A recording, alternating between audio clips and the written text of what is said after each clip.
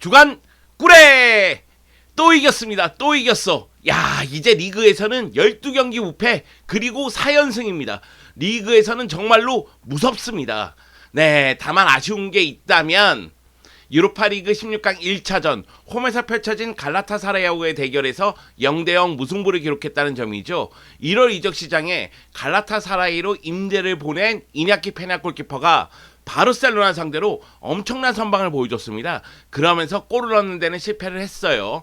그래서 이번 주에 갈라타사라이를 상대로 UEFA 유로파리그 16강 2차전 경기를 원정에서 치르게 되는데 이 경기가 어떻게 될지 좀 지켜봐야 되고요. 그리고 나서는 여러분이 기다리는 엘 클라시코가 펼쳐집니다. 엘 클라시코는 또용주TV가 입중계를 할 생각이니까 저랑 함께 봐요. 네, 자 그러면은 누구에게 승리를 했느냐? 바로 오사수나를 상대로 라리가 28라운드에서 4대0 승리를 거뒀습니다. 페란 토레스가 2골, 오바메양이 1골, 리키프치가 1골. 그러면서 오사수나를 완전히 압도하는, 경기를 지배하는 모습을 보여줬습니다. 이 경기는 정말 완벽한 경기였죠.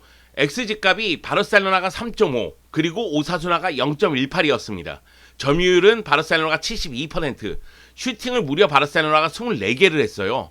요 슈팅도 9개나 됩니다. 말 그대로 이 경기는 바르셀로나가 잘근잘근 씹어먹었다. 이렇게 봐도 무방하겠습니다. 바르셀로나 입장에서는 이 경기가 매우 중요했어요. 조금 전에 얘기한 부분, A매치 휴식기 전에 오사수나, 갈라타사라이, 레알 마드리드로 이어지는 이 3연전을 모두 승리를 거둬야 되는 바르셀로나거든요. 그렇기 때문에 오사수나전에서 승리를 거두면서 분위기를 끌어올릴 필요성이 있었다는 거죠. 여기다가 이번 라운드에 이 4위 경쟁을 하고 있는 아틀레티코 마드리드하고 베티스가 미리 승리를 거뒀습니다. 그러다 보니까 바르셀로나가 이 경기를 치를 때에는 리그 3위에서 5위로 내려온 상태였거든요. 반드시 승리를 거둬서 다시 3위를 탈환해야 되는 입장이었고요. 오사수나 같은 경우에는 2연패 이후에 지난 비아레알전에서 치미 아빌라의 결승 헤더골을 앞세워서 1대0으로 승리를 거두면서 분위기를 바꿨고요.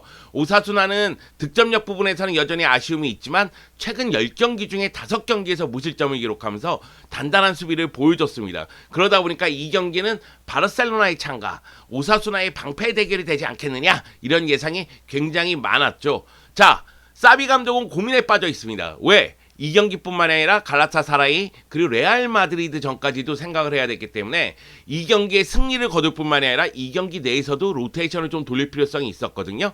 여기다가 센터백인 에릭 가르시아하고 아라우오는 카드 트러블이에요. 결국 이 경기에서 옐로 카드를 받으면은 엘 클라시코전에는 나올 수 없다는 얘기가 되거든요. 그러다 보니 일단 이 경기에서는 아라우오를 제외를 했습니다. 그러면서 수비 라인은 알바, 에릭 가르시아, 피케, 알베스로 구성을 했고요. 미드피더 라인에는 프랭키 도용에게 휴식을 주고 니코는 징계로 못 나왔어요. 그러다 보니까 가비, 부스케츠, 페드리로 나왔습니다. 공격 라인은 페란, 오바메양, 덴벨레가 나왔죠. 자, 반면에 오사수나 같은 경우에도 말씀드렸다시피 수비가 굉장히 단단한 모습을 보여주는데 올 시즌에 3백하고 4백을 혼용하는 모습을 보여줬어요. 그래서 이 경기에서도 3백으로 나오지 않겠느냐, 이런 예상이 지배적이었는데 아라사테 감독은 백포를 들고 나왔습니다. 사실상 4-4-1-1 또는 4-2-3-1로 보면 돼요. 그러면서 수비 라인에 신경을 좀 많이 쓴 모습이긴 한데요. 다만 이 경기는 전반전 내용을 봤을 때는 수비 라인 조정도 아쉬웠고 중원에서의 압박도 아쉬웠고 이도 저도 아닌 모습을 보여줬습니다. 아라사테 감독이 제가 생각하기에는 중원에서의 압박을 좀 강하게 가져가면서 바르셀로나를 괴롭힐 생각이었고, 그렇기 때문에 중원의 미드필더 숫자를 늘린 상태로 보였거든요. 근데 압박이 효과적으로 이루어지지 않으니까 바르셀로나의 공격을 차단하지 못하는 모습이 많았고요. 여기다가 수비 라인에서 공격 라인으로 빠르게 역습을 전개해야 되는데 역습 자체가 제대로 이루어지지 않았습니다. 결국 이 경기 전반전은 바르셀로나가 말 그대로 지배를 했고, 후반전 들어서 아라사테 감독이 변화를 꾀하면서 바르셀로나가 후반 초반에 약간 고전하는 모습은 있었죠. 하지만 이 경기 전체적으로 봤을 때는 역시 바르셀로나의 경기였다. 바르셀로나가 승리할 만하다. 이렇게 평가할 수가 있겠습니다. 바르셀로나는 전반전 내내 오사수나를 지배를 했는데요. 말 그대로 상대 지역에서 플레이를 계속 했습니다. 상대 지역에서 압박을 가하면서 볼을 탈취하고 빠르게 공격으로 전환하는 모습이 있었어요. 여기다가 이 경기에서는 사비 감독이 어떤 식의 축구를 원하는지 다시 한번 잘 드러났습니다. 1차적인 압박, 굉장히 강하게 가져가고 에너지 레벨을 높이면서 전반전의 분위기를 가져오는 것도 효과를 봤고, 또 하나는 왼쪽에는 페란 그리고 가비 알바를 이용한 협력적으로 움직이면서 공격을 전개하는 모습이 나왔고, 오른쪽은 덴벨레의 솔로 플레이를 최대한 이용하면서도 덴벨레, 페드리, 알베스가 공격을 지원하는 모습이 나왔습니다. 특히 이 경기는 가비하고 페드리가 높게 위치하면서 공격 숫자를 늘리고요. 그 대신 부스케츠 양옆으로 알바하고 알베스가 올라와서 보좌하는 모습이 나왔어요. 그러다 보니까 중원을 완전히 지배하는 모습이 나왔고, 측면부터 공격이 날카로운 모습이 나왔습니다. 네, 이 경기는 전반 12분에 바르셀로나가 선제골을 넣었는데, 가비가 볼이 없을 때 안쪽으로 침투해 들어가는 움직임이 매우 좋았습니다. 그러다 보니까 가비하고 나초 비달이 충돌하는 모습이 있었고, 나초 비달의 반칙으로 인해서 바르셀로나는 페널티킥을 얻어내죠. 그리고 이 페널티킥을 페란 토레스가 성공을 시킵니다. 여기서 끝난 게 아닙니다. 페란 토레스는 또다시 골을 넣었는데요. 이 경기에서는 덴벨레의 패스가 기가 막혔습니다. 덴벨레가 패스라든가 크로스를 통해서 공격이 시발점 역할도 해주고, 그리고 날카로운 슈팅도 한 차례 정도 보여줬거든요. 덴벨레의 패스를 받은 페란 토레스가 전반 20분에 결국은 슈팅으로 멀티골을 기록하게 되죠. 굉장히 침착한 슈팅이었어요. 골키퍼 나오는 거 보고 낮게 빨아서 처리하는 모습. 그리고 나서 오바메양이 골을 넣었습니다. 네, 오바메양도 덴벨레의 크로스를 박스 안쪽으로 들어가면서 원터치로 마무리 지었죠. 그러면서 전반 27분에 골을 넣었고, 결국 전반전은 바르셀로나의 3대 0으로 마무리가 됩니다.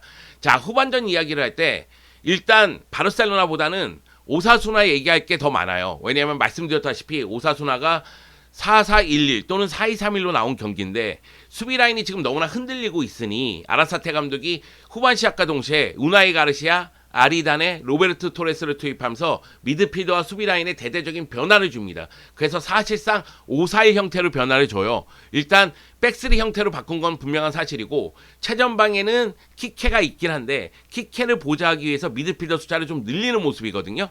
그리고 나서도 골이 안 터지니까 67분에 최전방 스트라이커 부디미르를 투입합니다. 그러면서 키케와 부디미르 투톱을 놓게 되죠. 이 두 명 모두 공중볼에 강한 스트라이커인데, 문제는 뭐냐면 좌우측면에서 크로스가 효과적으로 올라가지 못하니 이 두 명의 장점이 잘 나오지는 못했습니다. 반면에 바르셀로나 같은 경우에는 일단은 3대 0으로 전반전을 마쳤고, 그리고 이제 후반전에 리키프치가 들어와서 골을 넣었는데, 그런 점을 고려했을 때에는 바르셀로나는 야, 이제는 로테이션을 돌려야 되겠다. 그래서 그동안 기회를 주지 않았었던 렁글레, 브레이스웨이트, 리키프츠 이런 선수들을 투입을 시킵니다. 그러면서 나름대로 승리도 챙기고 무실점도 기록했고, 그리고 로테이션도 돌리는 모습이었죠. 한숨 돌리는 모습이에요. 갈라타사라이하고 주중 경기를 치른 다음에 주말에 엘 클라시코가 있으니까 선수단 관리가 필요한 시점이었는데 그것마저 해냈다는 거죠. 그런 측면에서 바르셀로나는 원하는 결과를 다 가져간 경기가 아닌가, 그런 생각이 듭니다. 자, 경기 끝나고 나서 양팀 감독은 어떤 얘기를 했을까요? 사비 감독은 우리는 경기를 즐겼다. 이것은 오늘날 축구에서 어려운 일이다. 우리는 완벽한 경기를 펼쳤다. 그러면서 만족감을 드러냈고요. 선수 한 명 한 명을 칭찬하는 모습이 있었습니다. 반면에 아라사테 감독 같은 경우에는 당연히 아쉬움을 드러냈겠죠. 바르셀로나가 훨씬 우월했다.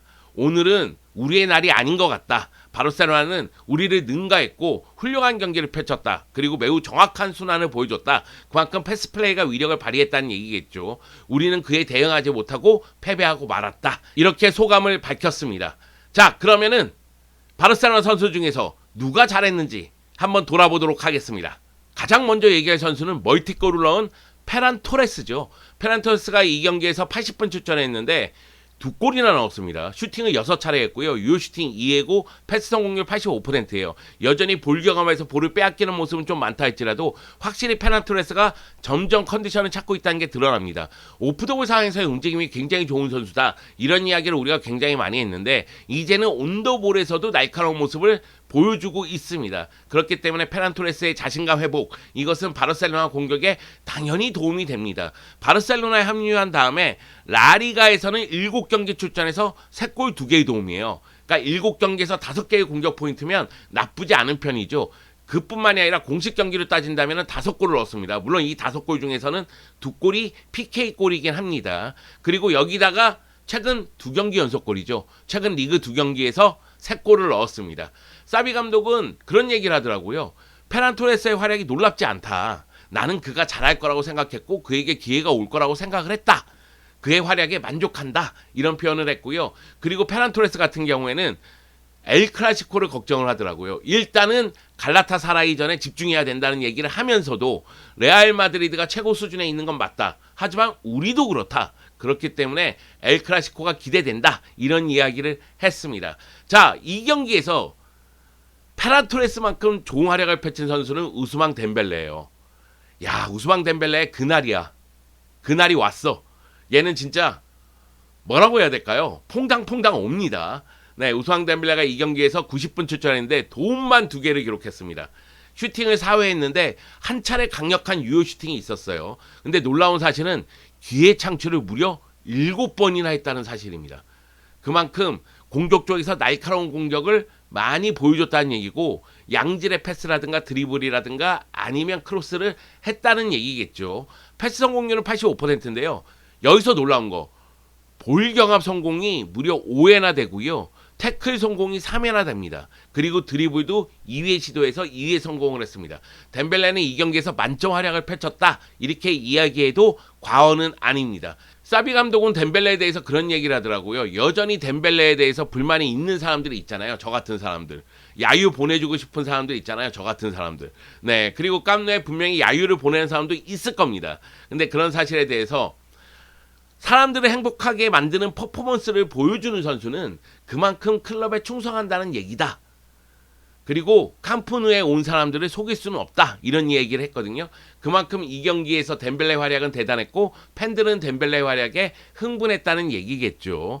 자, 그리고 제가 마지막으로 얘기할 선수는 가비입니다. 가비는 물건입니다. 물건도 커다란 물건이죠. 네, 대물입니다. 정말 뛰어난 선수예요. 가비하고 재계약이 빨리 이루어지기를 바라겠습니다. 물론 아라오도 마찬가지고요. 자, 가비의 활약을 좀 돌아보면 가비가 90분 풀타임을 소화했어요. 슈팅은 없었고 기회 창출은 1회에 불과합니다. 근데 패스 성공률이 96%예요. 그리고 볼 경합 성공이 무려 10회입니다. 드리블 성공 5회입니다. 이 경기에서 드리블을 가장 많이 성공한 선수가 가비고요. 가장 많이 볼 경험에서 성공한 선수가 가비입니다. 가비가 정말 거름 같은 밑바탕을 깔아주는 그런 플레이를 굉장히 잘해줬다고 봐야 되겠죠. 여기다가 PK를 얻어내면서 선제골에 기여한 것도 가비였습니다. 사비 감독은 가비에 대해서 어떻게 플레이하고 압박하고 볼을 회복하고 볼을 소유하는지 알고 있다. 그는 환상적이다. 가끔 안 보고 부딪히면서 개선할 부분이 있긴 한데 가비가 좀 저돌적이잖아요. 그러다 보니까 많이 부딪히는 유형이잖아요. 이런 부분에 대해서는 개선해야 되지 않을까 이런 생각이 있는 것 같아요. 개선해야 되는데 그의 나이는 17살이다. 그의 플레이 자체는 정말 환상적이고 놀랍다. 이런 이야기를 했습니다. 저는 이 경기에서 가비가 얼마나 존재감 있는 선수인지를 보여줬다고 생각을 해요. 프랭키 더용 안 나왔죠? 그리고 페드리가 많이 뛰긴 했지만은 역시 경기에 미치는 영향력은 가비가 조금 더 많았거든요. 그 점을 봤을 때는 확실히 가비는 바르셀로나의 미래다.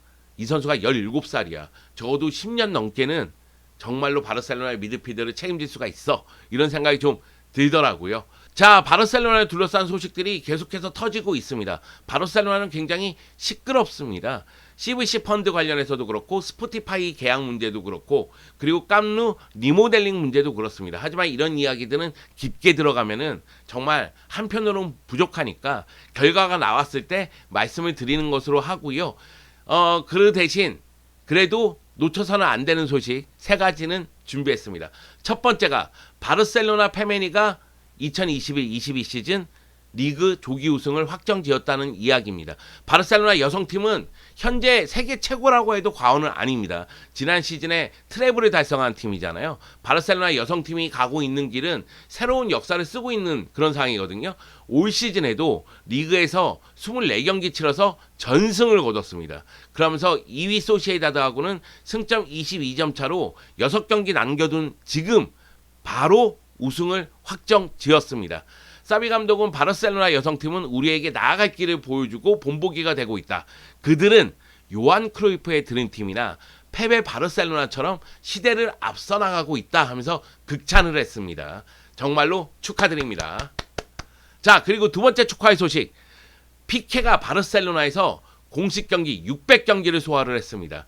피케가 바르셀로나에서 600경기를 소화하는 동안 52골, 12개의 도움을 기록했는데요. 리그에서만 387경기, 챔피언스 리그에서 122경기, 코파델레에서 65경기. 야, 말 그대로 피케가 걸어간 길은 역사다. 이런 이야기를 할 수 있을 것 같습니다. 피케가 600경기를 소화하면서 바르셀로나 역사상 최다 출전 5위 기록을 보유하게 됐습니다. 1위는 메시죠. 778경기. 2위가 사비 에르난데스, 3위가 이니에스타, 4위가 부스케츠입니다. 그리고 5위가 피케가 되겠죠. 자, 피케의 부인, 유명한 가수죠. 샤키리는 자신의 인스타그램에 글을 남겼습니다.